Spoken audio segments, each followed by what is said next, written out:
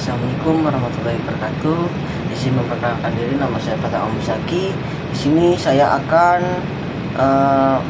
membuat video tentang tugas etika profesi. Nah, di sini saya akan membahas kasus tentang kode etik pariwisata di Indonesia. Pertama itu kasus perilaku yang tidak sopan wisatawan di Pura Luhur Uluwatu. Itu lokasinya di Pulau Luhur Uluwatu, Kabupaten Bandung, Bali. Waktu kejadian itu viral sekitar tahun 2003 sampai 2024. Beberapa wisatawan asing melakukan tindak tidak sopan di area suci seperti memanjat bangunan pura untuk berfoto, tidak memakai pakaian yang sopan, tidak menggunakan kain ataupun sarung, dan juga yang terakhir ada bertingkah tidak menghormati kesucian tempat ibadah. Kasus ini pun viral di media sosial dan mendapatkan kecaman dari masyarakat Bali. Nah, untuk pelanggarannya itu kasus ini melanggar prinsip kode etik pariwisata dari UNWTO. Yang pertama itu pasal 1 penghormatan terhadap budaya dan tradisi.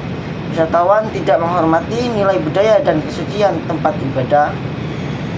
Yang kedua itu pasal 3 pariwisata berkelanjutan. Perilaku tidak sopan dapat merusak nilai budaya sebagai daya tarik wisatawan. Dan yang terakhir itu ada pasal 3 hak masyarakat lokal. Itu berisi masyarakat lokal berhak dihormati adat dan kepercayaannya.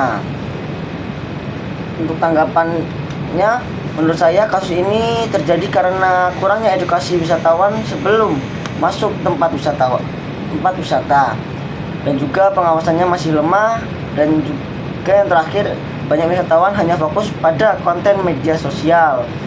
Untuk solusinya sendiri, perlu dilakukan aturan masuk yang lebih ketat, wajib menggunakan sarung, dan ada tulisan larangan tertentu. Dan selanjutnya edukasi melalui papan informasi multibahasa. Dan yang ketiga itu harus ada sanksi tegas ataupun denda ataupun deportasi. Dan yang terakhir itu ada pendampingan oleh petugas ataupun pemandu wisata tersebut. Untuk kesimpulannya kasus ini di Pura Luhur Uluwatu tahun 2023 sampai 2024 menunjukkan bahwa pelanggaran etika bisa terjadi pada aspek budaya dan norma sosial. Dan juga wisatawan harus memahami bahwa tidak semua tempat adalah objek hiburan biasa. Jika tidak dikendalikan, budaya lokal bisa tercemar, konflik antara wisatawan dan masyarakat pun meningkat, dan yang terakhir citra pariwisata Indonesia pun menurun drastis. Cukup sekian dari saya. Wassalamualaikum warahmatullahi wabarakatuh.